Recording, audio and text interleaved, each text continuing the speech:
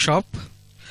This talk is on this how to write IEEE papers, research papers to IEEE. I would like to say some more words, few words about Dr. P.H. Rao, who is the first talker. Dr. P.H. Rao acquired his BTech MS from BITS Pilani and PhD from Queen's University of UK. So, Dr. Rao has more than 22 years of research experience in antennas development after working for 2 years in Space Application Center, ISRO, Ahmedabad. He joined Samir CEM Chennai and continuing there. During his stay at ISRO, he was involved in the design and development of slotted array antennas for space applications. At Samir, he has been involved in various development activities like wideband tracking and jamming antennas, electronic warfare, and conformal missile antennas, microchip antennas, EBG, genetic algorithm, etc. He has developed various novel antenna structures, feeding concepts, and formulated theory to generate any arbitrary polarization from combination of two circularly polarized signal. He is a visiting scholar at Georgia Tech, Atlanta, USA, and collaborations on electromagnetic band gap structures for signal power integrity applications. He has worked with Professor Fusco of Queen University, UK, and developed various novel printed and polar antenna structures, and few of them have been patented.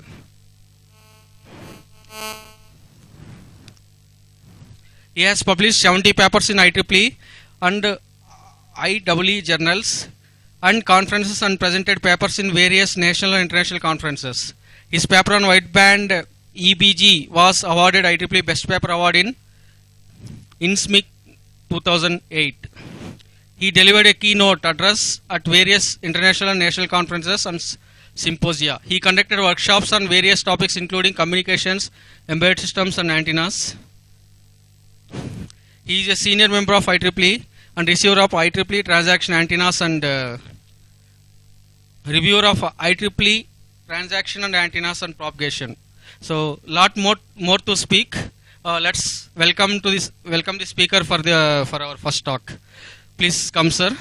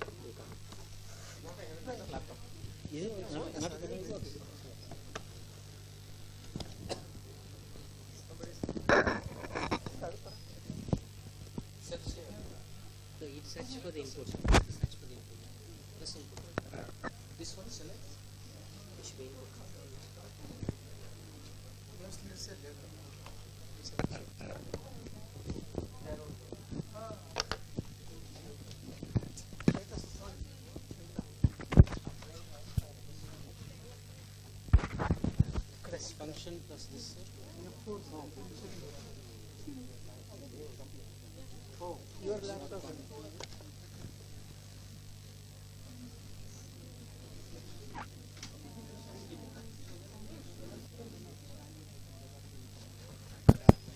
So this talk is. Let me also welcome you, and I would like to mention to IISc students that this talk is being streamed. You can watch it in your labs also.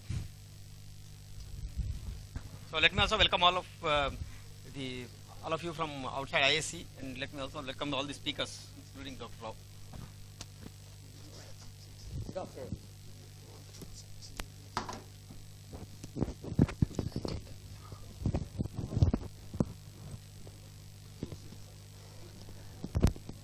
would request IISc students to give way for the guests from outside.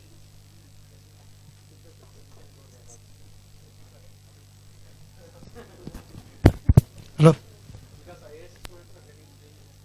Yeah, because IISc students, you can watch it in your lab, or maybe in the next room I can put it.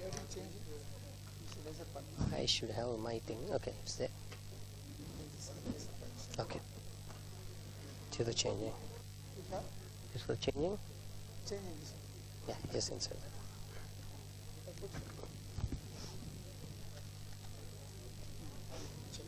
It's fine. So everybody set?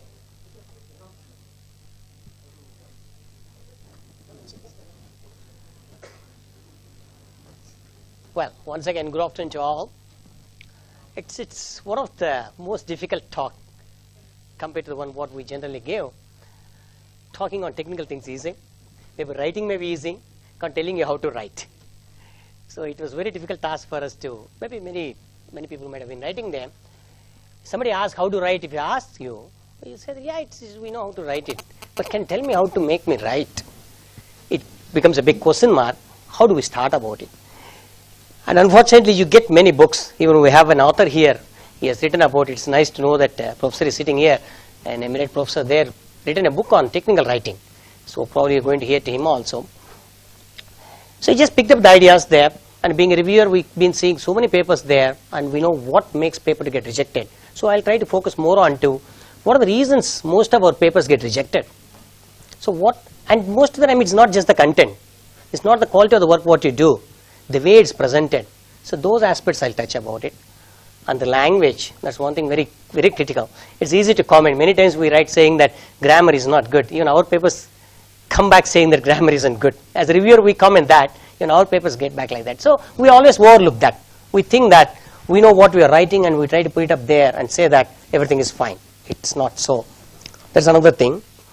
And the formatting of it. Most of the reviewers get irritated the way you present the paper than what it's supposed to be presented. So they are the basic ideas of it there. We'll build on that. So we'll make it more interactive. And whenever you want to stop me. It's not that you need to wait for the entire session. Even if you cover half of the entire presentation, doesn't matter. We can have another series. So it's better to be, like you have more questions to be answered, I'll be more than happy to answer them than running through the presentation. Okay? Then the first question starts. We always say that as a PhD thesis or maybe REMTech, I need to write. Every day you set up a paper there. Oh, let me finish a paper writing at my thesis. And we end up here. Paper tends to be blank. We'll write so many things, but still it never proceed further. And you know that you have worked, but it doesn't go further. So what makes you to stop writing or going ahead of it? Before that, we should ask ourselves, why one should write? There should be reasons. Why all one should be writing about it? And if you see the overview, why we should write only in IEEE? Why not anywhere else? We have so many private journals there, so many like industrial journals are there, application notes are there, online journals are there, conferences. There are like numerous types and means and methods of publishing. But what is the sanctity of writing to IEEE? So we'll talk about that. Then the preparation to write. Before starting writing, so what are the things you should be looking at? We plan so beautifully for doing anything, but for writing paper we don't plan. We simply try to think that we'll go and get out of the computer and start typing it. That's one of the fundamental mistakes most of the students do, including the thesis. We always say the PhD thesis takes 6 months. I tend to hear from the students, especially Indians, saying that, oh, 2 months I can finish my thesis. It takes 6 months average for a PhD thesis. But our cases, I don't know, people finish in 2 months and 1.5 months, 3 months. Somebody says, I already written few chapters, I just combine them and submit my thesis. And one important point they miss is once it's published. You cannot correct. And after 10 years, you go and read your own thesis, you'll be frustrated to see how badly you wrote your own thesis. So spend more time on writing. It applies to papers, applies to thesis, applies to technical writing, applies to even a simple report. Then the next topic I'll be talking about, write the papers to avoid easy rejection. Most of the papers are very easy to reject. If you're a reviewer, you know how easy to reject a paper. Very, very easy to reject a paper. You give chances to reject. So we'll talk about things. Then how do we organize a paper? They are the standard formats, but what should go in that particular subsection, that's always overlooked. Most of the time, young writers or the readers, whenever they write a paper, the introduction gets into abstract gets introduction, suddenly everything appears into the conclusions. Always they're confused. They don't know which goes where, and they feel that everything fits where it is written. It isn't true. There are certain things should go in certain places. What should exactly go in those places? We'll be talking about that. Then how do we submit the submission process? How the review process happens? And suppose your paper get rejected or a paper get accepted or wanted a minor revisions, a reviewer comments come to you through a reviewer or through the editor, how to respond to them. We'll talk about the review process and reply to the reviewers. And few points I touch very typical errors what we commit, especially non-English speaking community, and conclusions and bit of reference, not many references because it's collected from many places. To be frank, it's unethical from my side, not able to list the entire references. It's due to lack of the time, not that I disrespect them. It's collected from various sources. So there are quite a number of references over there. Don't bother to read everything. So we can discuss about why one should write. Forget what is written there. Let us get here from you. Why one should write? Can I very share knowledge? Fine. It's philosophical. I'll come to the next. I'll come. But what it matter for student? It doesn't matter. They want to get to their work. They want their thesis. Yes, sir. To get a feedback from the reviewer. That's wonderful there. To know about quality of your work. See, you think you have done excellent work. Unless it is reviewed by, your guide knows what you are doing. He is convinced that it's been in line with it. Till another person who is expert in the field reads it or goes through it, you never know that what is the quality of your work. You always assume that you are doing world-class work. When you send for a publication, it comes back, then you know that what are the gaps in entire research. So there's another thing to know about what is the quality of the work what you have done in the standards, maybe it's been called in the field itself. The reviewers are experts in the fields. Most of the time. We'll talk about reviewers. I have few reservations about reviewers. Being a reviewer, I know what goes wrong as a reviewer. So that's one reason. Practically, you need to get your degree. Otherwise, you don't get it. I mean, most of the institutes, they say that you'll be surprised in Tamil Nadu if you don't put the acceptance letter in your MTech thesis, you're not awarded a degree, which is absolutely unethical. You don't work for a paper, you work and publish a paper. It's going in opposite direction there in Tamil Nadu universities. And MTech, you need to publish and submit the acceptance letter, and because of that, many colleges conduct conferences. Even you not presenting it, they send the acceptance letter. So it has gone to that level now. So that's kind of the dilution of the publication. There comes why we should publish in IEEE. You can't play with IEEE doing that. So that is the meaning of why we should write only in reputed journals, need not be in IEEE. So that makes a difference that there should be quality of publishing. And another reason is, you want to share. As you said, you need to share what you have done. And there are two ways of sharing. One is putting at the conference level, you want to build the idea of what you have done. You are fine, you have done something late. Probably you try to meet all the reviewers, more or less, you try to meet them in some of the conferences, major conferences. You just talk about your work before publishing it. They give the suggestions. That improves your paper. So that is the advantage of getting to the conferences. And kind of a known conference, not that whatever happens around your colleges there. So these are some of the few reasons to name, and the list continues. And you always, on a personal side, to see your photograph in the proceedings there in IEEE Explorer, type your name, the way you type in Google, so your name appears, paper appears. It's kind of some personal ego, so that satisfies. To be frank with you, we publish to satisfy our ego. If you ask me, ethically, we satisfy your ego by writing, saying that I know what I'm doing it. That is on a philosophical plane. Right. Basically, if you look at the technical aspects of in a scientific approach, like a scientist look at what it means, we publish new scientific results because you want somebody else to take over from there. It's not that you exist forever or only your students should know, so it can be shared and maybe continued in the work. Then allow other research to confirm your results because it's always required. It's not that, see, you say that is a beautiful, I couldn't get that. It is when I was doing my PhD, a small, kind of a template-like thing was circulated there, what you mean and what it meant.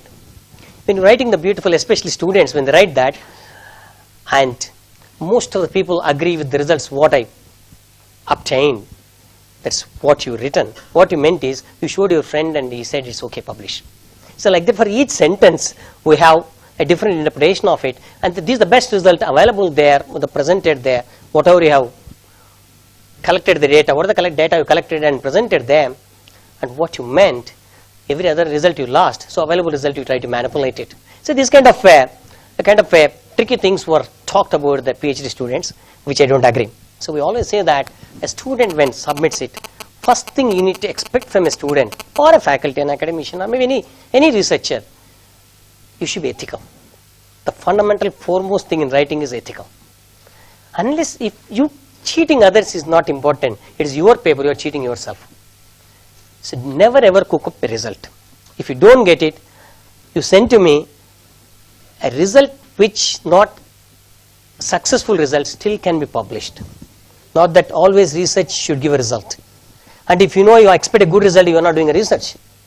Your wrong result and say that, conclude saying that doing this experimentation you don't get it. That's a wonderful finding for the next researcher. He will not repeat the same exercise. So always people have notion that always you should get the good result to publish. No. A study is a study. Only thing is you need to have a technical ability to analyze how did you get the result, what went wrong, and you should explain why it behaves like that. Always we miss that. You got a result and you got disheartened. Oh, this is what I expect, this not happen, and left it. That's not the way. And always, like there's another joke, say that you want to draw a straight line, how many points you need? 2 points. So the general statement in the scientific community, never take 3 points, your curve has to be straight. Because third one never lie on the straight line. So that's why people take two points and say that my graph matches as an absolutely linear function. It's not true. So don't try to deceive yourself. You want to draw a straight line, you take only 2 results. Any 2 points will draw a straight line and say that I'm matching with the theoretical expectations. No. Repeat it. Repeat it. Unless otherwise it fails. Any work what you do, you are the best judge where it fails. It's your duty to say that what is the limitation of your thesis? What is the limitation of your work? What is the limitation of your algorithm, whatever you call it? What is the presentation you have? So unless you tell, somebody should not be commenting about it and write a kind of an article on your paper, whatever written is doesn't follow physics. So it's your duty to say that for all the possible combinations of the situations, whether your theory works or not. If it doesn't work, list it. Chance of publishing is much higher to tell the limitation of the work than talking only on the positive side of the work. Because you are hiding it. And suppose your reviewer is smart enough, by seeing the paper, this particular concept fails when the frequency goes that high. That's all, your total work comes back.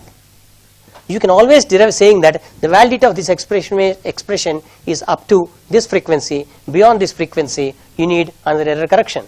Still your genuine and your validity of the theory goes up to 1 gigahertz to 100 gigahertz. Instead you beautifully say beyond 10 your results are not matching. You say 1 to 10 you publish the result. Question comes back saying that what about beyond 10 gigahertz? That's the first reviewer comment. And you can always justify saying that my operation is ultra wide band, from 3 gigahertz to 10 gigahertz I am operating, I am not bothered. No. Whether your theory is valid beyond that or not, somebody can reproduce it or not, what you do. Always people have misconception saying that in the papers, if you give the work, then you lose your identity. I mean, you lose your IP. It's not true. You are supposed to give every result in the paper so that somebody can reproduce. That's the purpose of writing. If you are going to hide, then what is the purpose of writing? See, you are writing for others to know and continue your work, or the reviewer to comment on it. That's why the review process, what goes to IEEE, it makes you to give all the results. Even you can hide and wonderfully get back the reply saying that the W1 was not explained what it is. The important parameter you might have just written W1, not telling them what is the value of it. It comes back. Probably quite less number of occasions you will escape from the reviewer's eyes. Reviewers are generally experts there. They have their limitations, which I'll explain them. Yes, sir. Right. That's okay. There are 2 things there. If you're not going to make market out of it, fundamentally the what goes for the publishing and what goes the patenting. If I am not a company and this particular idea is going to fetch money, or suppose you are designing a mobile antenna which may be very lucrative for the market, and you publish it, and a Chinese company or a Korean company can go on making millions of that base station antennas and sell, you lost your IP. So if it has a commercial value, if you think this particular discovery, particular design has a commercial potential, better to patent, at least register for patent, than publish. And if you publish, you can never patent it. Even for a conference, if the minute you publish it, it can never be patented. So that's the fundamental difference there. And then again, very tricky thing, what to be patented. So there are concept patents and product patents. So if you say that like a design of a chair is a patent, but various designs of chairs also patent. When there never a chair existed, design of a chair is a patent which has 4 legs and 1 back support. That's the concept of a chair. But there are like n number of chairs there varying n to infinity probably. You have various designs. Each design can be patented. That becomes a product patent. So that you should be clear about. The minute you have the concept patent, the IP value of it is very high. Even somebody tried to do little modification, of course there are rules and regulations within intellectual property rights. What can be copied from your own patent, to what extent? So there are legal issues involved within that. Does that answer your question, sir? That's fine. Right, and the why we write paper is clarify difficult concepts for the other engineers and the general public. You have been working for 4 years, 5 years, but somebody may not be interested in your field, but he'll be flipping through the proceedings or the conference transaction. I mean transactions, the maybe IEEE transactions, he can run through. If you write it properly, probably you should be able to convey the message that that kind of activity happens there, and so are the people working there. So that is another reason we try to publish difficult concepts for the other engineers there. Maybe you are already finishing it. You are a postdoc. Maybe your younger, maybe your juniors can pick up from your work and start working on that. There's a reason there. And personal reasons. Maybe say they establish priority and publicize and career advancement and all that kind of stuff there. Right. A creative writing start from the school. Suppose you are staying in a hostel. First letter what you write to parent is send money. So how beautifully write that? Of course, creative writing is important. You want to write home for money when you go away to college. So you want to write very creative way. You want to write, say that what are the reasons you need extra money, asking your father to send the money. So we are creative enough. From the day one, we are creative to get it. Okay. So that's where it starts from. It's not that you don't know how to write it. Only we don't write it. Right. When writing it, you need to decide it. What you want to write, whom you are writing, and how they will use it. That decides how to write a paper. That's a fundamental thing. Suppose you are writing a thesis or a project report, your audience are limited. You are writing to a supervisor or examiners. There are only people at T0 read that. And whenever you publish it, that goes to the common public. So at T0, when you are writing a thesis or a project report, it goes to supervisor and examiners. And their purpose is to judge or mark or rank your project.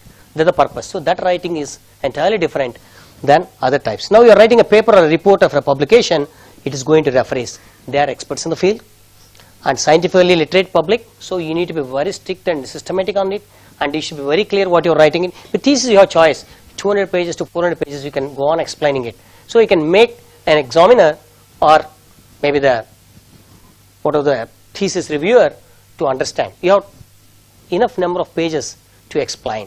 But when it comes to the paper, you are limited by 4 pages, a maximum of 8 pages. So you need to put everything. At the same time, the clarity and the flow of information should not be lost. So that becomes very difficult to write it. Then the research proposals and popular articles are relatively easier ones. The type of the articles, as I said, there are various types of articles within the journals. You can write a transaction paper, which is one of the most difficult of any of the publications, where you get your photograph published there, your biodata published there, an entire thesis can be put up into one single paper there. So that is what your transaction full paper is. Then the same transaction will have communications, where your photograph will not come, half of that size, you can publish that, where you don't need to give much of a theoretical explanations and equations.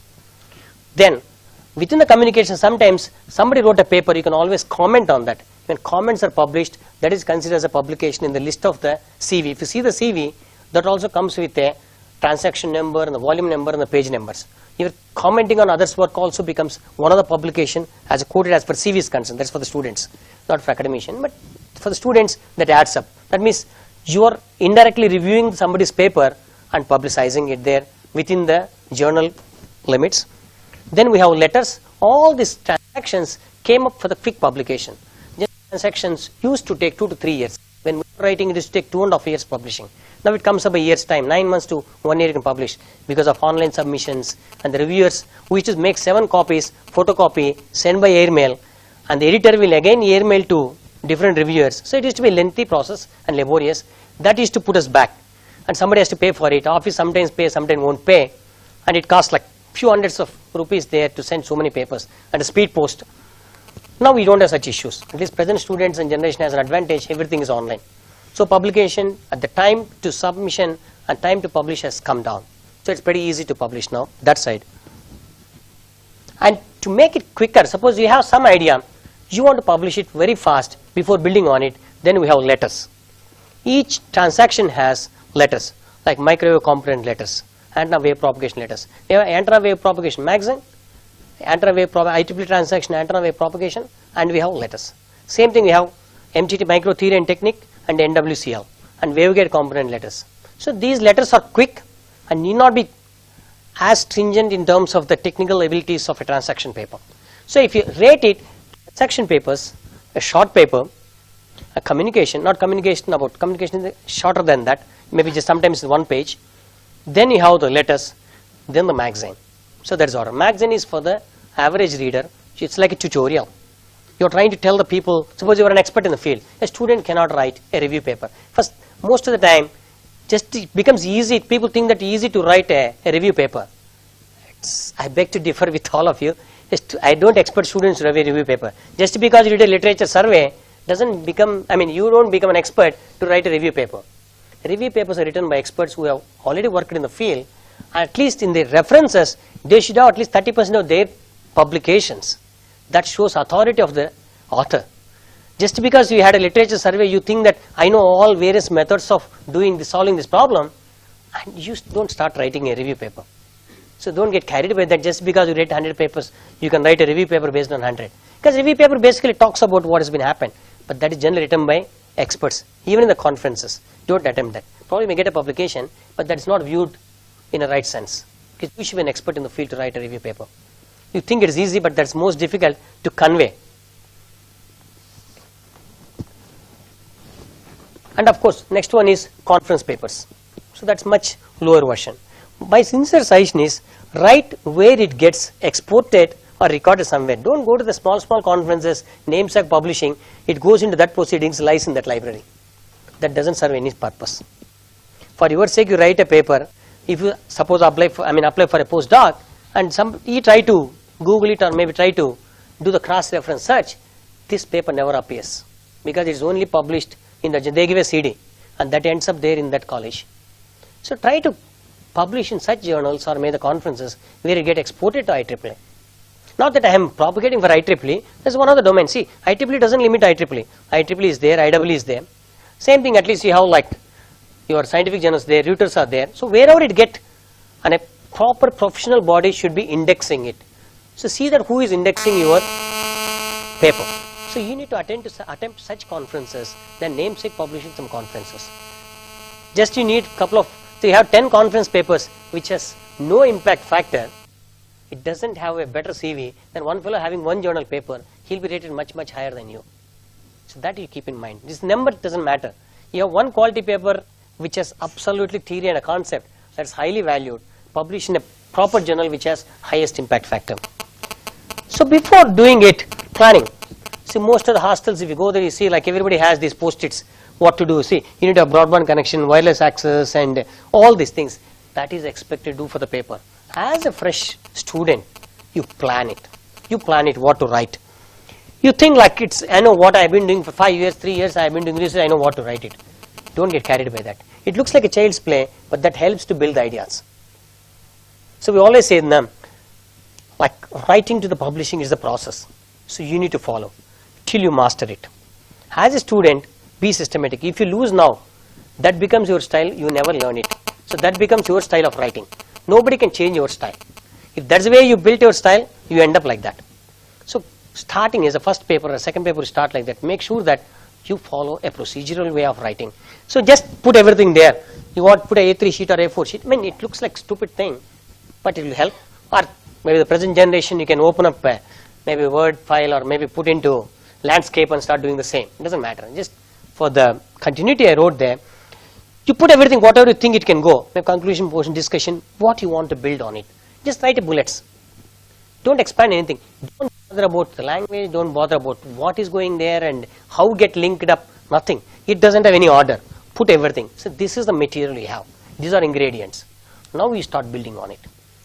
So that you can write in a note paper or maybe put on one of your PowerPoint or put into Word. Doesn't matter. But put them. Then we start playing on each subsection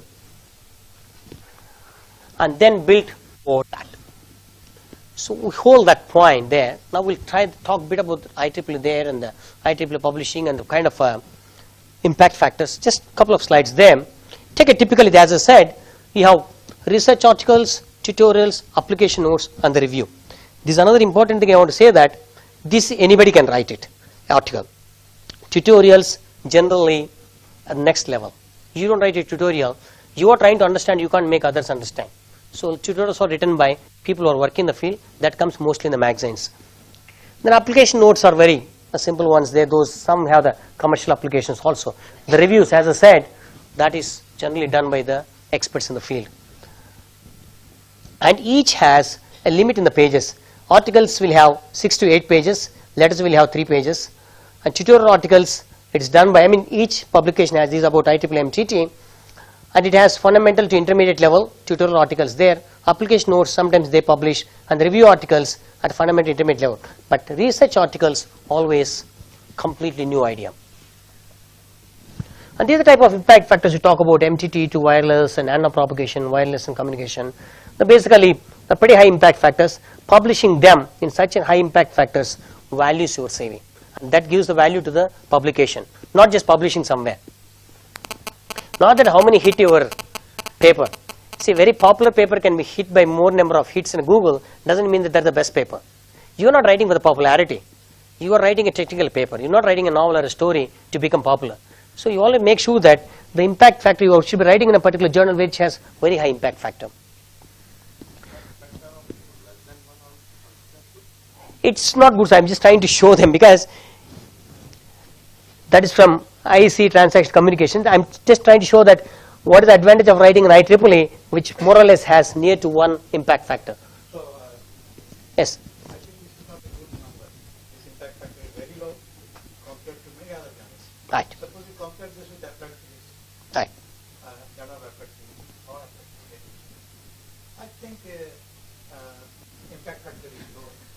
And perhaps our objective should not be to go for impact factor.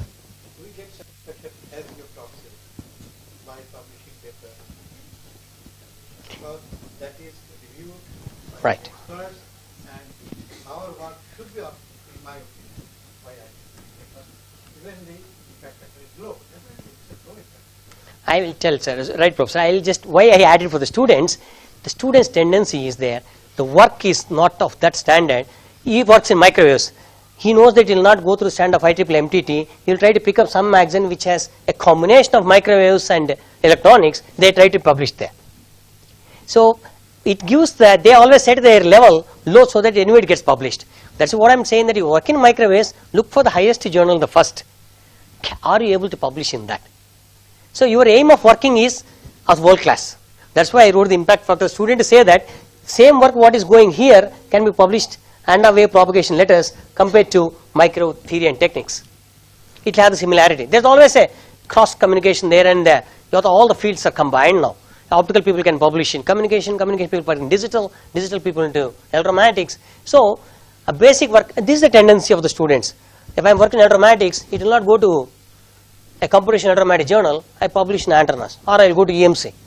So that's why I just want to give a feeling that if you're publishing there within IEEE, take your relevant journal, are you able to publish to that standard? You can work for that. If it's not happening, that is second issue. First submit there. That is your domain. You are working in signal processing, you should be attached to signal processing society, not for EMC society. So you try to publish there. If not able to do, fine, you can always go down, that's not a problem, because not everybody should publish only one journal. So first aim for your own field journal. I tell you how to select that journal also. That's the basic. MTT is the highest impact factor. That generally they have been claiming that MTT has highest impact factor, and even the review process rejection rate is also very high. MTT is pretty tough there because they always go with the, mostly academicians rule that particular journal, and they are really pioneers in the field, circuit based, concept based, and equivalent circuits. They know what you write it. Other journals where they have the lower impact factors, application drives them. As I said, presently the mobile communication has taken over and DSP has taken over there in terms of algorithms. So it's not necessary that there should be always a completely altogether a wonderful new idea which can change the world. That need not be. But still it has an application potential, still they are published. There's ways of, each paper need not be the same. Each paper has its own set of audience. Not that everybody should writing only equivalent circuits and equations. No. If you run through the paper, a set of papers are only mathematical, set of papers are application, set of papers are only developments, set of papers are analysis. But the only thing is what you do, how you do, and can you explain what is the purpose of doing. That makes it published. Not that just you analyze something and send it and say that because, there is a comment saying that because we send from this subcontinent it comes back. Not necessary. So I'll show that why they get rejected. And this is basically to say that time taken there. If for a PhD student, assume that takes 1.5 years to get your paper to be seen in print. Don't carry it the last 1 month, I'll submit a paper, I get seen next couple of months later. No. Whatever they promise, the minute you submit a paper, generally because of online, within 2 months or 3 months you get the first review back. It goes to, generally in the first review itself, accept will never happen. Chances are very, very less. You submit is accepted, it's imaginative. Unless even it is extraordinary, in the fellow papers goes for revision. So you need not be carried away that paper has come back. It's supposed to come back. Like you submit your thesis, oh, he is awarded PhD without interview, without Viva. Not true. You will still go through Viva. Not that you are not done good or you have done the best, but it's a process. So reviewer definitely will have something to comment. So and as I said, they are experts in the field. You get it in written there. So whenever they say that 9 months, 30 weeks and all that, keeping all figures away, it takes 1.5 years. Practicality, it goes sometimes 2 years. They will take 6 months. You will be surprised to hear they will take 6 months. Review, send it back. You send the revision process. Everything accepted. They make the proof and send it back. Do you know the time they give to send back the proof? Any guess? They have taken 6 months for the reviewing and you send back. Again they took another 3 months. Then they took another 4 months to the proof. Finally they set the proof and send it back to you. Tell me the number of months they give to you or number of weeks they give to you. Any guess? 48 hours. That means they set the proof and IEEE experts send the paper back in 48 hours. You know, surprising. Damn it, 2 years you slept there on my paper and you want me to 48 hours. And those 48 hours you are in a holiday. And you know what it means? You lost that month. And they planned what should go in that. This is the editorial section. They have planned what should appear in that.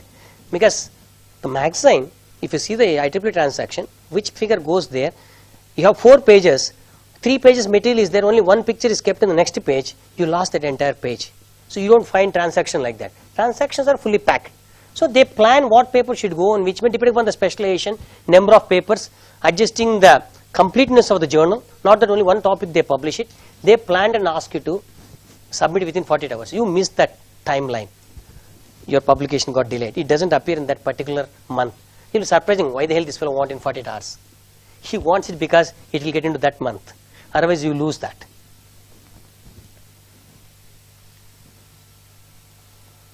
I think we'll skip and get into the basic thing because we don't have much time, only 20 minutes there. So first you start them. Let's see the flow chart. What should be happening there? What are the material you have? What are the research work? What have we collected the data over years of time? Is that material is publishable in transactions? That's the first question you ask yourself. If not, you decide. Will you go for the journal, come in, kind of go as a short paper, or it could be into a letter, or maybe a conference paper. That's you are the best judge. You have been reading the papers there. Then plan appropriate journal. So knowing the quality of the paper and the standard of the paper, you can always decide. Within your domain of work, with the field of work, there are various papers, various journals. Not that only IEEE one transaction only exists for each field. No. Within IEEE you have 4 or 5 journals which always cater to your needs. Not that you should publish only in one particular journal. You have an option within IEEE. Only you have to run through. Like more than 60. How many are there? 60 journals? 60? 150, including the entire letters and everything there. Within that, at least 15 to 20 you can fit in. ANTRA papers are published in vehicle technology. IEEE transaction vehicle technology are published. So it's not that it's only 1 or 2 options we have. So if I can't write to MTT, I can't write it to communication, you can't publish. No. IEEE itself has an options. If not, you have IEEE, then micro theory and optical technology, MOTL, micro optical technology letters. Then same thing you have within IEEE, you have again set of journals there. So you can choose it. It's only decision is yours where you want to publish it. All of them come to IEEE Explorer except MOTL. So getting into Explorer is one basis. All the journals can get in them. And next thing what you need, that you write the author's name, then they have the show their membership, references, figures, all that stuff. Probably will go into detail of that. What you should be doing after all this planning, what we skip is this. That we miss. Once we write, we don't want to read it again. Iterate it. And you need to do this. You'll be surprised, some of my students go to 14 to 15 iterations. Not that I want to do it. You tend to find something. And they don't get hurt. You know that this paper is getting improved. You see the first revision 1 to revision 14, you yourself feel that there's a huge, yourself you iterate. Every time you version 1, version 2, version 3, you see that each time you revise, there's an improvement in the quality of the paper. You read yourself. Till, when do you stop that? You feel that you cannot improve any further. You have reached your saturation. I can't do anything. I don't find any mistake in my paper. Don't stop there. Then give to your neighbor. Then he will tell what is missing in the paper. You are happy that I can't do anything further. I revised. Your professor revised, happy. Then give to the fellow who is not working in the field. He says that what is the first paragraph, second? I don't find any clue between these two. Are you not missing the link? Because you are working in the field that it is obvious. But it's not that only your people only read, your guide and yourself and people working in the field read the paper. The continuity should never be lost. A fellow working not in the field, fellow is not IEEE fellow, your neighbor not working in the field, we tend to find the content of the paper for the readability. That's most important for publishing. So let a person who not working in their own field can read the paper and suggest. That is basically what happens there in the process here. You have the new idea, you do the literature search, that's what your process starts there. They're very standard ones. And you have a bit of technology development there. Then you have to decide what kind of journal you want to send. Then write the paper, submit the paper. If it is in the proper format, it goes next level, other comes back. We'll talk about each of them separately. When it comes there, within the topic of journal, generally we think that the name is there, my paper has similar title, we send it. But doesn't mean that reviewers don't know, or editor, it's from editor itself it comes back. If it's not within the scope of the journal, it comes back rejected there. If it is within the scope of the journal, comes done, then you have sufficient technical content, then goes to the invites the reviewers. Editor decides it. Just running through, he knows it. We don't want to waste the time of the reviewers. What is EIS? Yes, sir? Editor-in-chief. Editor-in-chief. So it goes to invites the reviewers. From reviewers, associate editor makes the recommendations. He gets back the reviewers. Then editor-in-chief reviews paper with reviewers and associate editor inputs. Then he makes the decision.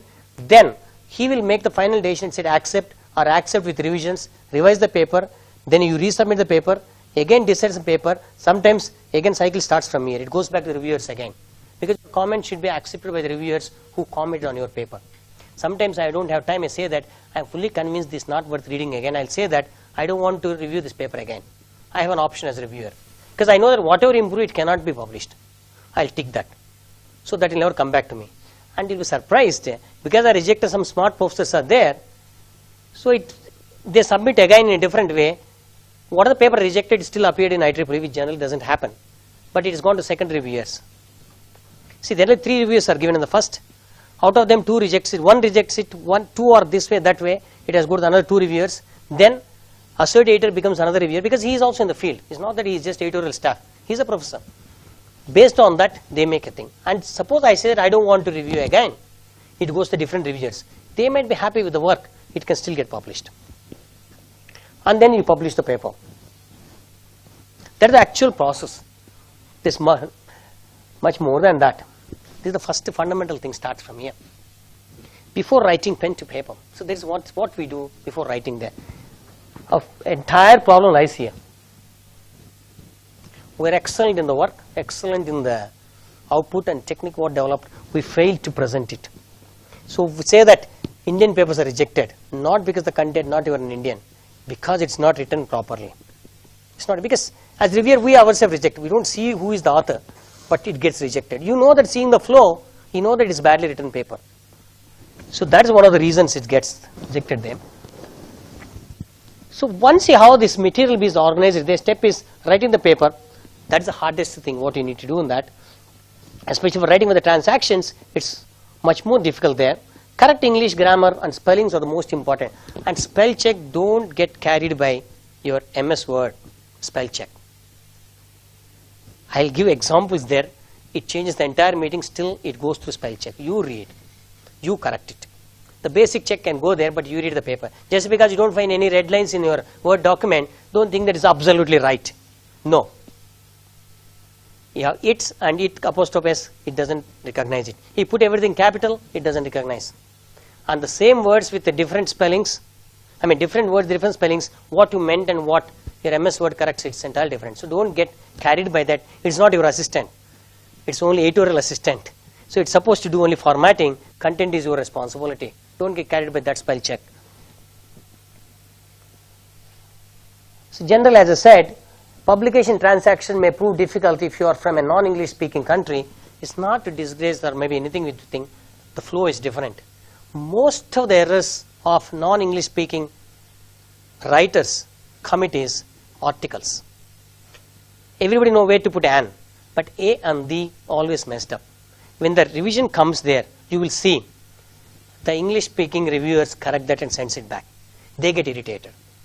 And we see, suppose you are maybe local language, you have mother tongue there, maybe Kannada, and non-Kannada speaking fellow speaks Kannada, it is fun for you, and after some time you get irritated. That exactly happens to the reviewers. You get irritated. Sometimes you start enjoying it. Oh, he's speaking Kannada. I said, what nonsense. Why do you kill that language? Why don't you speak in English? You start shouting. That exactly happens in the review. I speak English, and you send a paper. It's absolute. It doesn't follow grammar. It doesn't follow. There's no continuity, and you don't use articles. Sometimes I'm concerned about the technical content. And I said, enough is enough. Let me ask him first correct English and send it back. It comes back. Because most of the rejections happens there because we didn't present properly. Right. IEEE has a small help on that. They have a service which they correct. Mostly this not for Indians, it's for the Chinese. Their English is worse than us. So we are better than them. But their concepts are better than us, don't worry. They have something there. So they have a problem of writing in English. Previously they used to write Japanese, Russians, Chinese to write their local journals. Now that they gone out now. Probably if I ask me, some of the journals bracket I want to write C. Out of 40 articles, 28 to 32 may be Chinese authors. Maybe sitting in China, maybe sitting in US or UK, but still is a Chinese man. So that kind of the impact they have in the publication now, especially Chinese. So what IEEE has introduced a service, you can write your paper after this editing, after finishing it, you can send to IEEE services where they correct English grammar, send it back. It's charged. If you are unsure about your ability of correcting in terms of a grammar and English, you can send to them. It's an IEEE paid service, you can put there and get it. So you can save time as a student, you are running short of time and going to English department, asking that professor, or maybe go to Institute of Foreign Languages. Instead of that, you can send to IEEE, get it corrected and bring it back and submit it. That's one thing is possible there. Knowing proper English is not enough. That's one thing we say that I speak English, you speak English, doesn't mean they can't be write English. It's not true. It's not true. So it's pretty easy to talk because other fellow also like you, so he understands what you speak. That's not a problem. And most of the time we say what is time, we never say what is the time. That's where we use. And the we feel is not required. And we always have question mark without, see, are you coming, will not say. Because we pronounce modulate saying that coming, that means we actually understood as a question. Not coming. My goodness, question is framed. That's not English. That's not English. This is what we, because it is carried by mother tongue. And mother tongue we use that. If it's in English, I mean Tamil you say, Variya. So, Telugu vastava. So, aa raha hai, kya bhai aa raha hai? So like that, no, like it's, that's mother tongue. That is translate one to one English, it ends up like that. That's not English. That's a different language. Indian language has the similarity. English doesn't have similarity with Indian languages. Stick to that, accept it. So, your French and English are not together. So, English is different. If you are writing in English, write in English. Don't write mother tongue English. Okay? All right. I know these the standard ones there. We'll get on to the next level then. Right, simple example I want to give you. See, when you write a typical one line, the computations that were performed on a Cray were the more accurate. That's one simple line. Same thing, the computations which were performed on a Cray were more accurate. And first line, you think they are same. It feels that, what is wrong with both? Both are right. Definitely both are right. Definitely say that English-wise, both are right. But what you are trying to convey, you need to decide. You are talking about computations which can be performed on Cray, it can be performed on sun systems or silicon machines. Still, computations are right. That's what you want to convey. You talk about computations were right, were accurate, but they were performed on Cray. But here, the computations which were performed on Cray, because you have the mission plus the subject, both are important. Then only they become accurate. So that difference you need to bring out. So it depends upon what you want to convey. You think it's just a matter of a comma or maybe putting about a that or which. Okay, and just simple example and simple spelling like so-called your notorious your MS Word. There and there it doesn't bother, and from and from it doesn't care. You want to say the form factor, say from factor. You think there is no error. You will beautifully send it. Other fellow gets irritated about it. You're talking about form factor, the from factor. There and said effect and affect.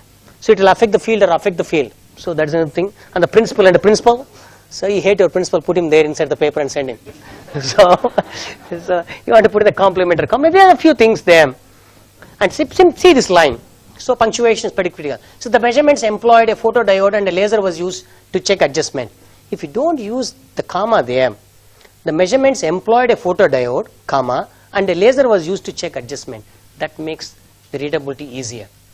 So that punctuation, these are very, very typical examples I'm giving that makes readability of the, first I'm worried about the reviewer. I don't care whether your friends read once published. Let the reviewers be happy what you write it. Let there be corrections in English, let them write something else. You get a publication, reviewers are happy, technically it is sound. So take care of such a typical simple ones. Right, this is the fundamental problem you get in there. A professor walks in and now you have to describe your 2 years of work on 2 pages. That is what is it. Damn it, 4 years I've been working. I'm planning to write 10 papers. He says write 1 paper and close your thesis. And you build up this much amount of material. And he is asking to write 2 pages out of entire work. So that is what your paper is going to do to you. You collected 50 articles there and you reviewed them, worked them. You had so many notes made out of your teachers, discussions. And end of the day, what it caters to you. Most of the time, 1 page thesis, maybe 1 journal paper, which is worth of 4 pages. Now you ask yourself, is it worth publishing? It's still worth. These 4 pages remain on your name. It stays there. Even 1960 paper, 1940 paper we refer. The authors won't exist. Still we acknowledge them. We reference them. So you are aiding for the technical progress and the scientific research. So you don't worry about it. It's a difficult task. You need to live with it. You have huge material. See, that's why schools we are taught about press writing. That helps here. That should be helping here. And these are another important. Try to write quickly. Don't write 1 line, 1 paragraph, go for a coffee and come back, then talk to your girlfriend, come back. That doesn't work out. That doesn't. You don't get a flow. Let me tell you, that is not a flow. Instead, finish all that, sit in the night and write it. Nothing wrong. So going out is not a problem, having tea is not a problem. Or have the first photograph you might have seen. There's a coffee cup there, pencil, set of pencils. Suddenly your pencil nib will break when you're drawing a graph. Then you lose interest. By the time you go for a pencil, some other friends call you, you lose the track. So don't do such mistakes. You prepare yourself to write it. Now what I'm saying is, these are very typical things what happens to the students. You get carried by that. So if you want to write it, sit to write. Otherwise don't write. Leisurely when you have time, write it. So that you need to take there. So try to write as quickly as possible. So if you are not running the flow of thought, just do it, write abbreviations and run through. Let the thought process grow. Otherwise the continuity is lost. You write everything what you think it's thing. The first paper will be 30-35 pages will come. Because you want to put everything. What I said, 2 years work cannot put in 2 pages. It ends up into 30 pages. Let it be.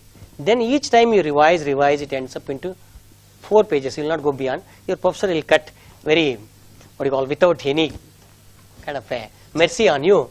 Why do you need this? You keep that the most important graph of the entire paper. He thinks it doesn't convey anything. So you'll get confused. What is important, what is unimportant in the paper?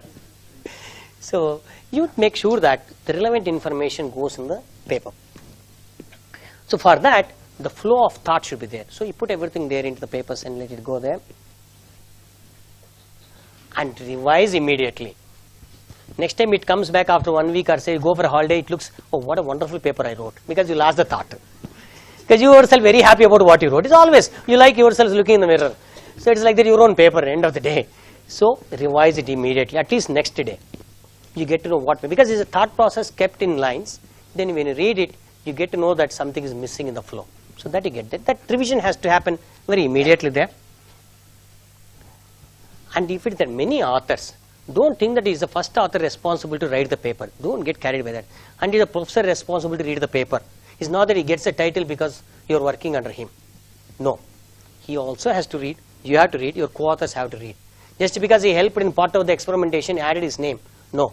It's responsible to read the paper. His thought process has to get inside. And the next problem comes. There are more authors. It's like more different ways of writing. They never combine.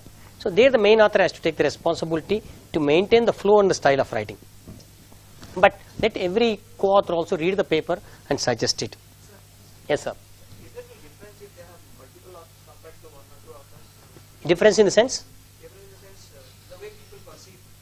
The reviewers or? The reviewers and the general. No, it has nothing to do with it. See, it's there are papers, I can give you 21 authors. 21 authors. So see, this type of the work. It's always now present scenario. Those were the days, your idea there, you have Newton has gravitation theory, or maybe say that first law of motion you put up there, or Einstein equal to mc squared, it is only one thought process. Or Faraday's law, or Coulomb's law, or maybe it's kind of Hertz, everything is fine, or Maxwell equations. But now it is interdisciplinary work. Everything is not done by you. You have taken help from your friends there. They need due respect and kind of acknowledgement that author names can come. And a reviewer will not see how many authors are there. At least initially we never used to get the reviewer name, authors names. Now we get the author name because it's online submissions. They don't mask it. I know who is the author there. But that is the least significant. But having said that, reviewers get carried by, if you have the titles next, IEEE fellow, then they'll always be thinking twice to reject it. They think 2 or 3 times they review it, because you cannot become a fellow just like that. See, professor asks you to say that I want to send for publication, you just see it, go through, and you don't want to say it is wrong. You want to do some small spelling mistakes and submit back. You think it is trash, but professor wrote may be right. So this ambiguity exists. So when it's an IEEE fellow, reviewers think twice before rejecting it. Not that they don't reject. Even there are occasions I rejected for life fellow papers. When it's not right, it's not right. You ask that it's not the authors. The fellows and senior members are okay, fine. So generally they review twice, they think twice. So that has no impact on the paper. Now, some places, the companies, they ask, are you the first author or the last author? The first author has an impact for the job level probably, not the research level. But unfortunately, I don't know whether I am right or wrong, most of the faculty, all the work being done, their name comes in the front. First while submitting it to your name, professor name will be in the last. By the time it comes to publication, professor name slowly moves to the first and the student goes to the end. And it happens. It happens. It's not that it happens everywhere. These things do happen in the research field. It happens. Because professor also need a paper. And he can't write. See, why does professor need students, tell me? Without you also he paid his salary. Why does he need students to work with him? Because he has only 2 hands to work. You have 10 students, he has 20 hands to work. So you get 10 papers. So with more work gets more thought, more process, more thinking. That's the idea. So don't bother about it. First author is first author. Sir, when we have questions about the role in the research, there are multiple authors, we want to justify. It always comes to that, even you write a first author to the last author, while submitting the paper, you have to refer saying that whom to communicate. Editor or board communicate only to that author. They don't communicate to others. You can reply or you can then circulate all your friends who are co-authors, ask them to give their comments, again you only communicate it. There only one author will be communicating. Corresponding author. How about in interviews, sir? Job interviews. Job interviews, all 4 go to the same job, we have to pay for it. 4 of you do this kind of work and if you want to claim everything of it, you need to pay for it. You need to have something of your own. You cannot always stand on somebody else's shoulder. So you need to have something unique of yourness, your work, and that has to be projected. So I have taken help from this portion of it. It's a mixed signal design. I was suppressing the noise, but the digital board is done by a digital section and analog board there. I have taken the analysis of the mixed signal board. Still your work is independently handled. Not that this is undermined compared to other 2 works. They have their role to play, you have your role to play. So you don't have that confusion. It's only the way you present it. If you go there, see, they helped, I added their names, they don't work. Don't tell that. Because he added my name in other conference, so I added his name in this conference. That's not the way you add authors. He should have worked with you. Get the point? So, if you have worked with you, then you know what he has worked, what you have worked. This confusion doesn't arise. Unless you want, see, it's like working together in a lab. So, he didn't have paper, let me add his name. That's not ethical. He will swim. He has his own way of getting out. You can save him, no, you cannot save him later, and that affects you also. It's not ethical. If it's not contributed, just going through your paper is not a contribution. Then you have to write all your English teachers' names. That's not the way. So you just stick to that. Ethically, he has contributed to be technically in the paper. Then only he becomes co-author. Okay, professor, you have no help. You have to write, otherwise you will not pass. So that, you have no options. You have to add professor name in that. Definitely they have helped you and guided you. Right. Now the fundamental question comes, what reviewer thinks what you think? This fellow sitting on top of a hill, the universe is certainly infinite. A fellow sitting inside the room, he thinks certainly in universe is finite. So where is error? So the point of viewing. That's what reviewer and you the difference. What you think wonderful, reviewer thinks is stupid. And you added some beautiful results. He said this is not worth it. Why didn't you have analysis? And those are the slides, those are the graphs you thought absolutely irrelevant and deleted. Now that you don't have them. You thought they don't constitute any technical content of the paper, you delete it. And you will surprised know that reviewer wants them. And delete what you thought most important. This happens in the process. I don't know. We have not started the paper, we have gone there.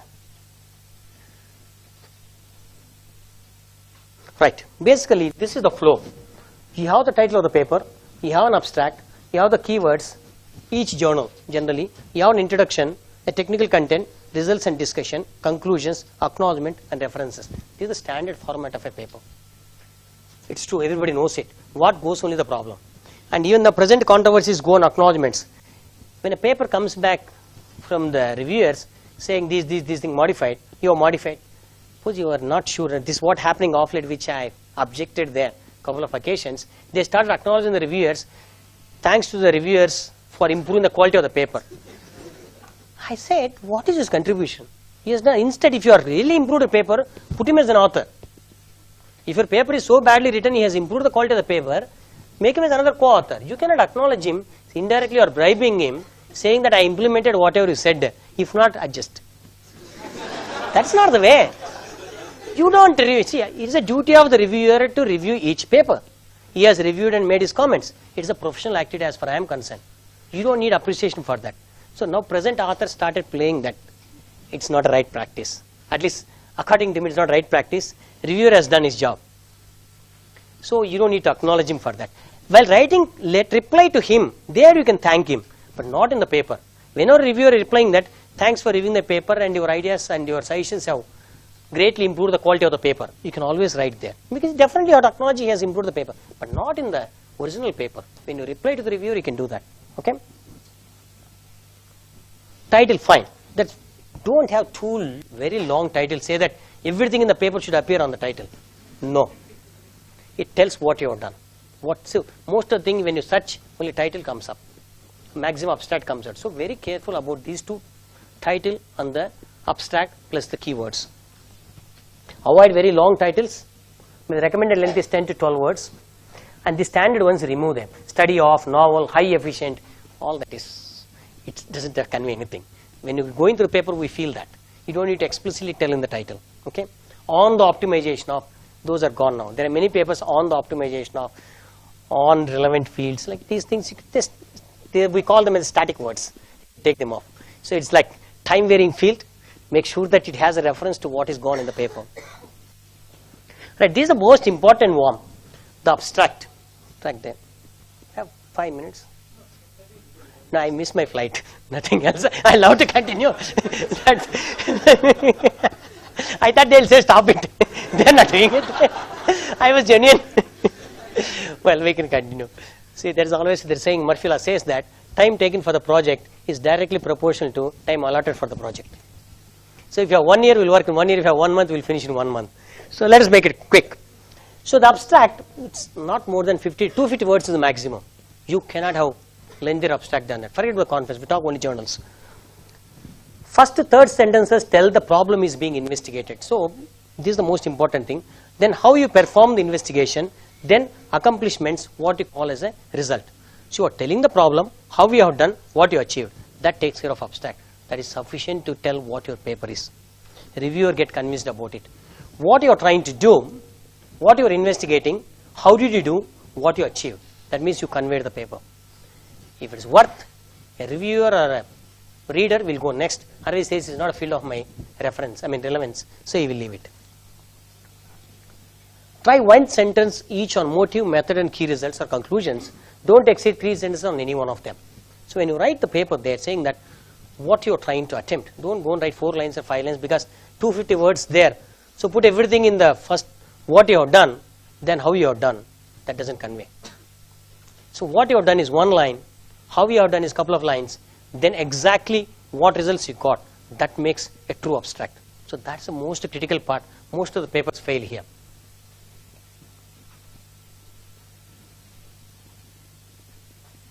Then the keywords. Basically, most of the journals are asking keywords out of their own list of the keywords. You can pick up from them which absolutely refers to the paper what you have done. You have done the work on MEMS, it will ask MEMS. Or you have done on FPGA, FPGA will be the keyword. Somebody searches FPGA, this paper should appear. Or you have nanotechnologies or nanotubes or something like that. Or microchip antenna. So these keywords, they are not fancy. Make sure that they are relevant to the paper what you have written. Whatever you write, you will take. But that should be, when you search that, and somebody is searching for cell technology or maybe cellular field in the microbiology, your paper should not appear. Make sure that a keyword should be there. You are talking about cell phone or mobile technologies than the biology of cells. So the keyword should be proper such that it refers to the paper what you have written there. Then the introduction. So this is, quickly I'll run through. See, this is the way you see in a journal an introduction. So the first paragraph of the introduction talk about the generally why this work is required. Why this work is required. Then you talk about what others have done till today. Don't miss anything. Then what is the gap in the technology of what others have done till today and what is lacking. Then I am proposing what I have done. End of it, what is the outcome? That is your introduction. You are telling about it in general. Suppose you are writing a satellite communication. You write a first line with a very broad line, very kind of a general statement about satellite communication. First line starts like that. Maybe the ever-growing field of communication, satellite communications are inevitable there in the field, something like that. You put them up there. Then you talk about what has been the historical development of that. Then where it is stopped and what is the gap. Then what you are proposing. After doing this, what happens to the field. That is your introduction. Then it ends with, though it is not here, organization of the paper. How did you organize the paper? Section 2 talks about it, section 3. I mean, this is one style of writing, not that it is a universal style. There is nothing like, but the content will be the same. The style goes with every individual there. Then, another fundamental mistake people do, references when you quote here, they never quote their reference. Tell me why?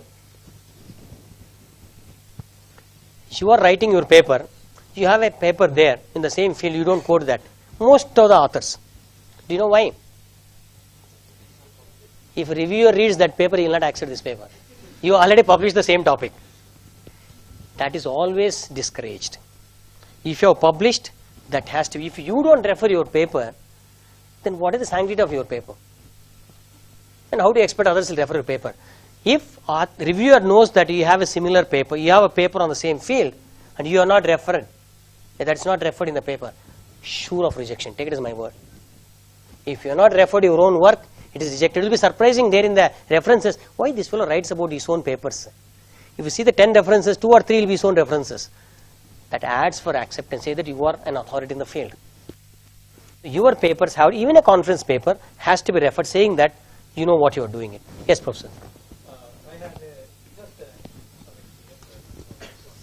I got a comment. There's too much referencing of your own papers. Yes. So it should be optimized. Optimum. That's very optimum. If you much, 4 or 5. It's true. Then that is not good. You have to optimize. See, maximum 20%, 20 to 30%. So I have 10 papers, 2 to 3 can be yours. Not that everything should be your own paper. So then people are surprised. Are writing your CV or writing paper?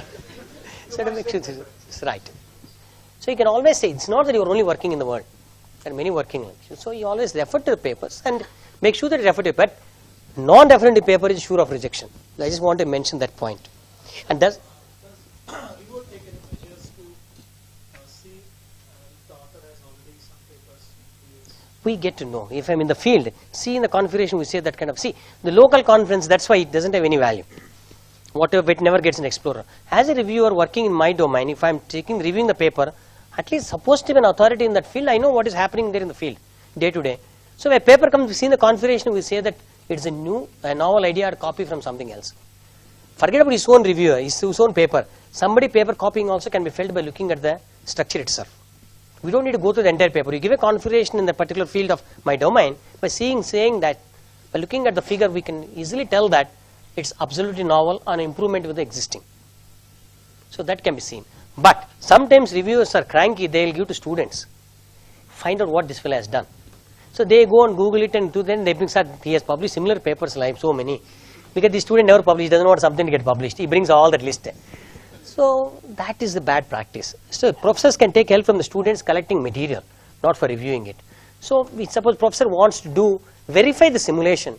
So somebody said that it matches excellent theory and measurement. Professor will have, a reviewer has always a suspicion. He'll ask one of the students, why don't you simulate and see?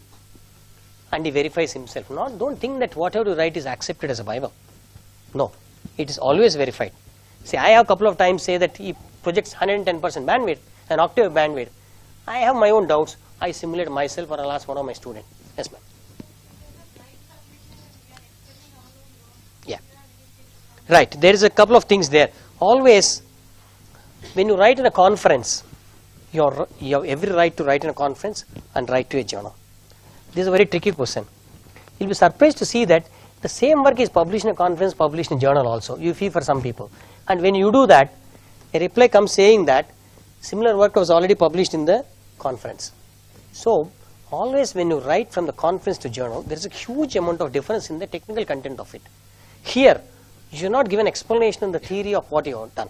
Here, conference, you are telling idea, what you got it, how you have done it, and the results.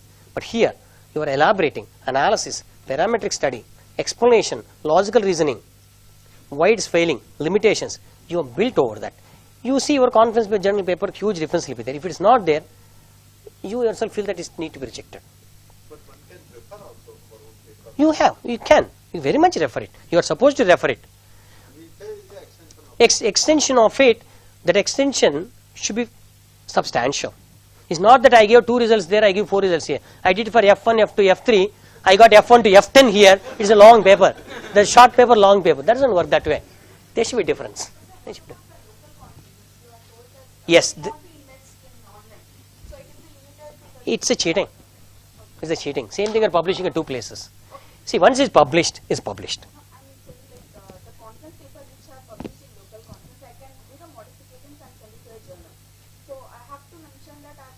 Yes, the reference has to come there. Reference has to come. He will not access. Then, sometimes you will be asked to submit that paper. Which as reviewer, I don't access that paper. I want to see the quality of your paper. Would you mind providing me that? I am not able to access that. Then it's your right to, your duty to submit. Then I get to know that you put the same paper. So it's like that. The process is clean. Only people are not. That's only the problem. The process is laid very perfect. That is about introduction. Then the procedure. Basically, this is the choice of the individual. You can do the way you like it. That is a work. You talk about the design of it or configuration of it. You say that the diagram or talking about the structure, configuration, anything you plan it the way you like it. Nobody questions because that is your work. But the flow should be there. Here there won't be any strict rules what should happen there. Then the next question comes that is the technical section, whatever is there. The results and discussions. This is another thing. The results don't use very flashy words. Matching is excellent. Theory and experiments match very good. Don't use these adjectives. So generally be polite. when you're climbing it. Be assertive but polite. Don't be arrogant in writing. That's the most important thing. Most of the papers think that what you have done is right. If you go through the paper, you feel it, there's, by the style you can say it's arrogant. You have written very arrogant paper. You should be polite but affirmative. So that is one thing you need to carry the entire paper. And off late. If possible, we should quantify the percentage of agreement. Yes, that's a very good point. See, like you say that my theory and measurement matches to an error of 1%, 2%, 3%. There's nothing like ideal thing. It's bound to be a mismatch. And invariably, 80% of the problems, there's a frequency shift. Simulation and theory, simulation and measurement. There's always a shift in the frequency. Because in simulation, whatever the package you use it, everything is ideal condition. In the measurement, there are practical scenario. So it's bound to be a difference there that you need to explain. You assume a wave port which is observed to 50 ohms. When you solder it, even the amount of the soldering lead you put on that acts as a reactance. That can change my characteristics of VSW or anything. So those are things you need to take care. And discussions there. And these conclusions and abstract, people should be very careful. Don't think that both are same. They're similar, but they're different. And conclusions are written in the past tense, abstract is written in the present tense. And now, mostly till now, our practice has been writing papers in the third person. The present tense is people are writing to make it life easy, writing in the first person. We performed the experiments there and we observed that it's not a good style. If you love to do that, please, you are welcome. It's not rejected based on that. But general trend is writing in the third person. It's difficult to write in third person. People started accepting in the first person writing. And second thing, don't just simulate and send the publication, expecting publication, chance are less. If it's an algorithm, you developed it, you came up with a process, simulation is fine. You need to have fabrication and validation is most important. Every reviewer looks for the validation of the theory what you propose. Acknowledgements I already mentioned about it. The references. Most of the papers, even the very renowned authors, they give to the student, deal with the last author, professors also. References are written badly. Where the year should come, where the volume number should come, where the page number should come. If it's a book, how to refer. If it's a conference paper, how to refer. If it's a journal paper, how to refer is fixed format in IEEE, fixed format in IEEE. You need to follow. That should not be comment from reviewer. See, these are irritants to the reviewers. You can try to avoid that. Submission now it's online there. That probably they can take care of it. This is another typical error I find in most of the papers. Tell me what is the problem? How many people know VSWR here? Voltage standing wave ratio. Heard of that? Fantastic. What is the problem here? I have VSWR less than 2 throughout 0.8 gigahertz to 3.9 gigahertz. What is the problem with that graph? Scale. What is the issue in the scale?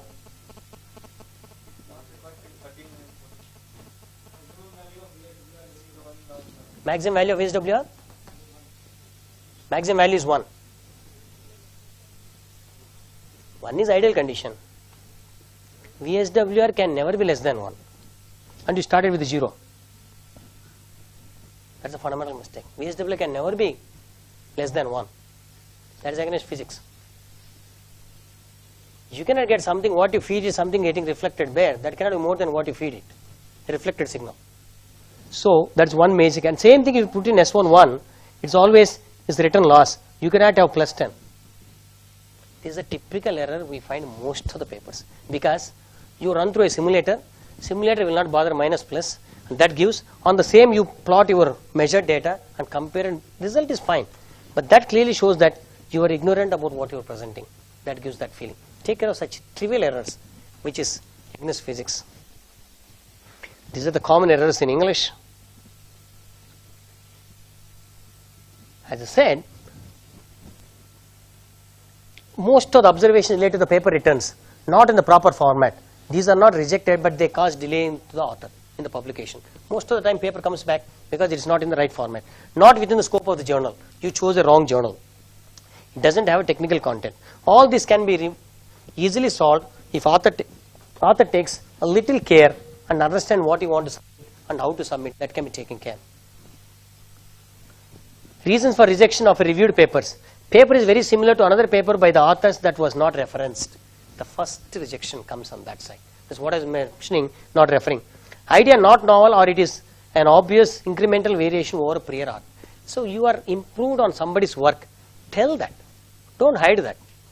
If somebody has a structure which is working maybe 10 centimeters, you came up with a 9.8 centimeter, say that I improved only 0.2. If you don't show 10, you compare it what is 40, I got 9.8. You can't escape. You say you are not referred to the prior art and improvement is very negligible. And say that you are hiding the information, get rejected. Results are not state of the art. You say that everybody is working on ultra-wideband antennas or ultra-wideband systems. You develop an ultra-wideband system but stops at 8 gigahertz. You know EWB band is this much, but you are projecting a method or kind of analogy or maybe a development which is not even covering the basic things. So the novelty of it is not complete to the state of the art what is going. Or there are similar papers which having a better performance. You come up with a circuit which occupies only 10% of the footprint compared to that particular structure. Take rat race. Rat race is circular. And in that it occupied 100%. If that reference, you got a fractal rat race. It occupies 10%. I say that I have a rat race which is only 10% occupies 10% area. But you missed a point. Somebody published a paper which occupies only 3% of footprint which you don't refer. So that always unsupported, that results are not state of the art because you are not referred that paper. Because if you compare that, your paper not get published. You try to hide that. You can tell that, but still you say that it is more than that, but it has wider bandwidth. You always, there should be some uniqueness should be in your work. Highlight that. Don't be afraid of that. Quoting others' work, your paper get rejected. Even if you don't quote, it is available in literature. You can't escape. So you make sure that you quote everything. That clearly shows that you are genuine, you have gone through the theory, you understand what others have done, and you claim what is the novelty compared to what is existing. Then the chance of getting published much, much higher. Then other one is unsupported claims. Very beautifully claim. This can take care of the future mobile communication, entire mobile communication. Entire next, as you say then, 0 to light. That's nothing like that. So be polite on that. Don't have kind of such a kind of claims. When you say wideband, ultra wideband, not 0 to light. There is a limit. So method circuits are not fully explained. Sometimes always we put a circuit, oh we have 4 pages. You miss important point, you don't explain them. So take care of that. Of course, grammar you can't help it. That is part of it there. This is the basic thing. Low novelty. Most of the time, reviewer also happy. He need not explain why it is. It is not novel. One line he'll write and send it. And unfortunately, editor believes reviewers, not the author. If I say reject, out of 3, 2 or reject means editor cannot accept it. Reviewers are respected. Because you were chosen after complete analysis, they may be going through your CV and everything, you have been selected and listed. You cannot say that, suppose you and your professor go and student present the paper and professor should take responsibility that work is done under his supervision. Oh, I don't know why he is presenting, I have no clue about it. Then what for your supervisor? So like that, you are the reviewer selected by them. If you don't accept what reviewer says, then you have chosen a wrong reviewer. Then what editor does then, he sends to another set of reviewers. If he finds that reviewer was not judiciously done his job, he will send another 2 reviewers. So that's what happens there. See, IEEE does not publish papers that present comparable results. You always say that it is comparable with the existing one. That is not a new thing. That can do the same job. So we always say a small joke about it that if you write something, you do something, when it has become novel, minus you if that cannot be done, it is novel. If you do an analysis and give to me, minus you if somebody also can do the same analysis, it doesn't need any thinking. Because you have this structure, by go on changing the dimensions, I say that what are the characteristics of it. Anybody can think of that. There's nothing new about it. So when you say that minus you that work cannot be done, that is a novelty. So that you should bring out in a paper. So what is novelty in your paper? What you are trying to propose compared to the existing prior art? Otherwise, if you can't explain what is novelty of your paper, the reviewer will never try to understand what is novelty. It is not his job to evaluate your paper. He is not giving marks to you. He is not paid. Please understand, reviewers are not paid. He gets 0 benefit. I had to pay my membership. I don't get access to anything by reviewer. Reviewing is a professional activity. It has nothing to do with it. At least professor reviewing your thesis gets its, he write in his CV saying that I have reviewed, I have so many PhD students.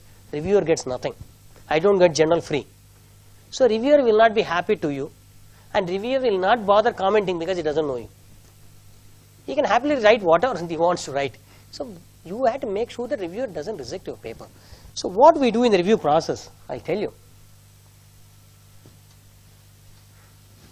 First thing as reviewer, what we do is how to reject the paper. It's true. Every reviewer does the same. How to reject the paper. When I fail to reject, because it's waste of time. An obvious thing which doesn't have any significance, why should I waste my time reading the paper? Every day we get so many number of papers to review from so many journals. So we prefer to see that what is novelty. Is not novelty, avoid it. So we try to reject it. If it's not there, we'll go deeper, deeper, deeper and say, we fail to reject, we accept it.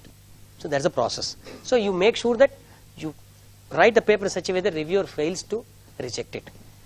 And when you get a typical paper, so his MTT editor was there, your manuscript entitled so and so is rejected in its current form. We ask you to revise your manuscript in response to the editors and reviewers' comment. This is a very positive comment. This is the best thing what you can get. You can't get anything behind this. Not that I love your work, please send it to another copy of it. No, no, you don't get such letters. You don't get such letters from the editor. No, this is the best letter what you can get from a reviewer. Then you get, and you'll have some 70 to 60 questions will be there. I love your work, but please answer all these questions. And you'll be surprised, half of them cannot be answered, you will withdraw the paper. There are many occasions. Do happen. I accept the papers, ask the suggestions. They fail to improve that, they withdrew the paper. That happens there. When you write that, see, you have to write for the reviewers how to write a response. Actually, it needs a lot of time. I'm running through about it. Actually, probably some other time we'll meet. When he writes a reply to the reviewers, you have to write what he has written. He will not remember. He will review so many papers. Just because he remembers your paper. His comment has to be written in quotes. Then write your response referring to that. Don't write all his questions and one answer, one paragraph answer. No. Each point, relevant answer, and that has to be highlighted in red or underline or a marker in the manuscript where it is implemented. Refer to that. For this response, you wrote this, and that has been highlighted there in page number 2 with red or with blue. You mention that so that it becomes easy for reviewer to correlate that what he commented, whether implemented or not. So you be polite on that. Then you don't say, how dare you say that I am wrong. No. Be polite. Reviewer is a reviewer. You can't help it. As much you respect your professor, you expect the reviewer also. Otherwise, it never get published. A reviewer can still say no. First, he can accept. Second, if you are not convinced him his comments, he say that he has not answered my questions, probably it has go for another review. There are papers which has gone for 6 or 7 times. Finally, author himself may withdraw. So you be polite and reply to what he wants to tell that. As I said, reviewers look for reasons to reject. Do not give them any. That is the most important thing what you need to do that. Do not assume that you can fix the figures and text if the paper is accepted. No. First place itself, put the right figures and right pictures, right tables. Okay, initially let him accept, after I'll see, best picture I'll give, best photograph. No. Consider that is accepted. At least be positive about what you want to do. Let it accept, I'll see. There's nothing left, let it. Consider it is accepted. That's the way you approach the problem. Give the best results. Give the best photograph, best diagram. So that it's not that figures are poorly drawn. That's the first comment you get it. Tables are not clear. Graphs are not visible. This is sufficient to reject the paper because he's not able to read anything from the graph. Okay. Do not reuse the symbols. Write the papers in the present tense there. Sometimes that's up to your style. Do not overuse acronyms. That makes sure that you go on putting so much of jugglery there. References should be given to all relevant papers. Don't skip some. And whatever comes in the list, if you have 13 papers should appear here. Doesn't mean that you start with 13th paper and end up in the first paper. 1, 2, 3 goes to 13. That's the way you refer the papers. If it is not that, change the order of the papers, not change the content. Not that you talk about the conclusion first, write the theory later. Because reference has to be followed. That's not the way. So references can be changed, not your subject. So let the follow the subject go, and references should be in order, and that has to come there. Don't say that reference 1 to 13. That is not called referring it. At least 2 or 3 references can be combined. You have 14 references there. First references, this kind of work was done previously by XYZ, some poncho there, and put 1. Then similar work of various configuration done in the following papers, bracket 2 to 14, a reference is over. That's not the way write a reference. You are talking about each reference, write 2 lines about it, what is done in that. In reference to a configuration with this bandwidth achieved by creating some kind of perturbations on the radiating structure which provides this bandwidth with this efficiency. Next paper, in succession, this particular so-and-so paper. That means you are telling what others have done. Above said, all these papers have limitation of the size or the bandwidth. In the proposed paper and the proposed configuration, we address, or maybe the bandwidth and the size of the configuration is addressed and tell what you have done. Then that makes a proper way of writing the history of it. I think I'll stop here. Thank you. Any quick questions?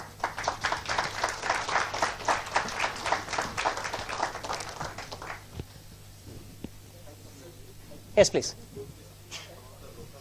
Few I have to take it off, sir. They are from the IEEE, some of the president's thing. I edit and send it back. I'll edit and send it back. See, few of the slides are taken from